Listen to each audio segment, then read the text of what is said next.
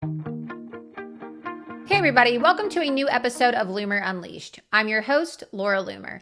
And on today's episode, we're going to talk about how the Florida Republican Party is changing its rules in a last-minute attempt to try to sabotage President Donald Trump's chances of securing the GOP nomination in 2024. Now, as some of you may know, Florida happens to be the largest swing state in the country. It has a total of 125 GOP delegates in a winner-take-all primary. Why does this matter? Well, the Florida Republican primary is set to take place in March of 2024. It's one of the earliest primaries in the country, and it's going to play a big role in whoever becomes the GOP nominee for president leading up to the 2024 general election. Prior to running for president in his position as governor of Florida, Governor Ron DeSantis, many would say, was the head of the Republican Party of Florida. While the Florida GOP is supposed to remain neutral in a presidential primary, the exact opposite is happening. And if you've been following my election coverage and reading my Substack, you know that there are egregious conflicts of interest that currently exist within the Florida GOP, as it surrounds the current chair, Christian Ziegler, the vice chair, Evan Power, and the relationships that their wives each have with Governor Ron DeSantis and his presidential campaign. Anybody that was paying attention in 2015 and 2016 knows that one of the things that the RNC tried to do in an effort to undermine President Donald Trump was force him to sign a loyalty oath to support whoever the party nominee was. That's because the RNC greatly and to their own detriment underestimated Donald Trump, and they didn't think that he was going to be the nominee. And of course, they were certainly in for a rude awakening, because not only was President Donald Trump the nominee, but he went on to win the election in 2016, beating Hillary Clinton, and turns out he's the best president this country's ever had. And now, in a last-ditch effort by the RNC in an effort to sabotage Donald Trump and prevent him from being on the ballot in 2024, the RNC and the Florida GOP are trying to implement their own loyalty oaths. And it's not just a loyalty oath if you want to debate. No, the Florida GOP just announced this last week that they are requiring presidential candidates to sign a loyalty oath if they even want to appear on the Florida ballot. Now, you have to win the state of Florida if you wish to secure the GOP nomination. You need to receive Florida's 125 delegates if you wish to be the party nominee at the convention. And so this poses a big dilemma, because obviously the Florida Republican Party knows from 2016 that President Donald Trump is not in the business of signing these ridiculous loyalty oaths.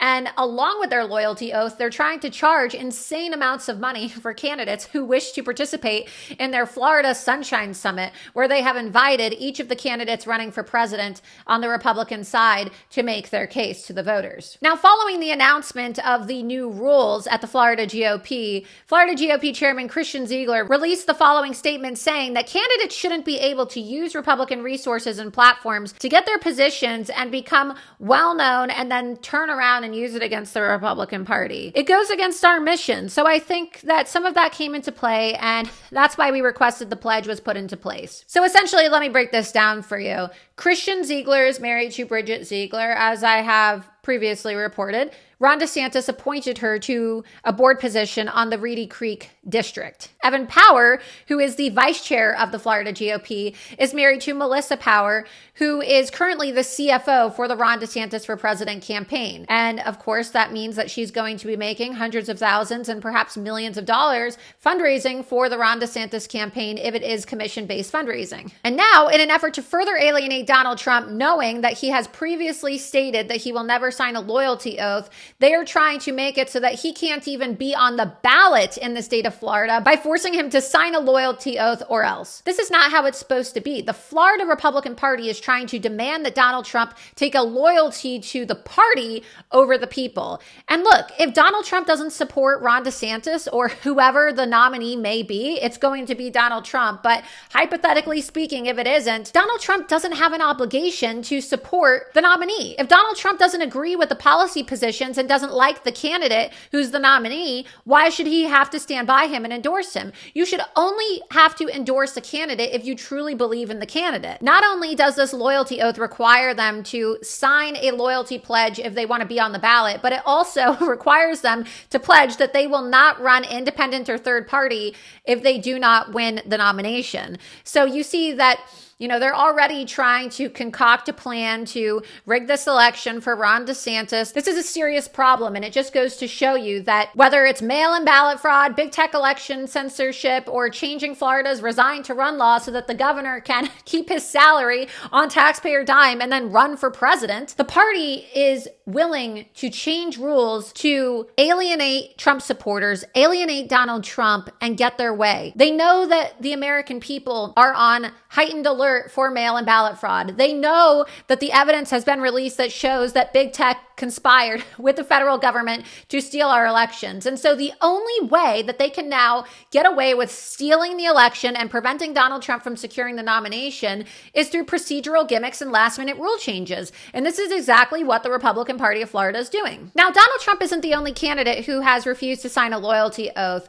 Just a couple weeks ago, when he was asked a question at a press conference, Governor Ron DeSantis completely refused to answer as to whether or not he would support Donald Trump if he was the nominee.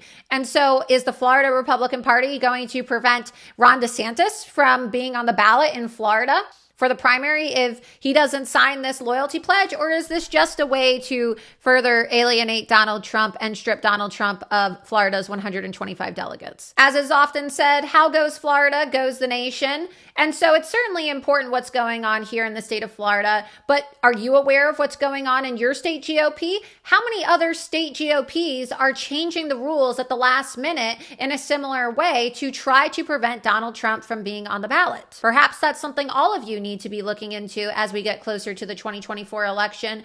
So the best way that you can ensure that your vote is counted is by taking the appropriate measures to hold your own party officials accountable. That means calling out corruption and trickery as we see taking place here in the state of Florida by the Florida GOP. Thanks for watching. See you next time on Loomer Unleashed. I'm Laura Loomer, and if you enjoyed this content, please be sure you subscribe to my Substack, lauraloomer.substack.com. It's free to subscribe, but if you want to support my independent journalism, you can subscribe for $7 a month or $70 a year.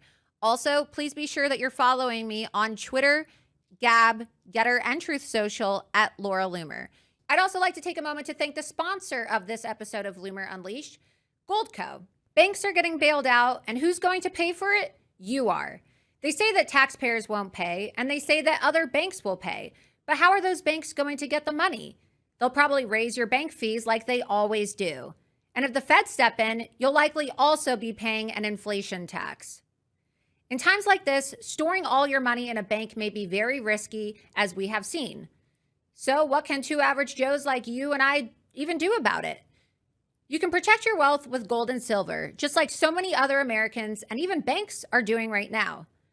Call 855-317-5157 or visit goldco.com/Laura Loomer to learn how to protect your savings with gold and silver. Take action today to protect yourself and your family from financial collapse. Again, call 855-317-5157 or visit goldco.com/Laura Loomer and learn how you could get up to $10,000 in bonus silver while supplies last. That's 855-317-5157 or goldco.com/Laura Loomer.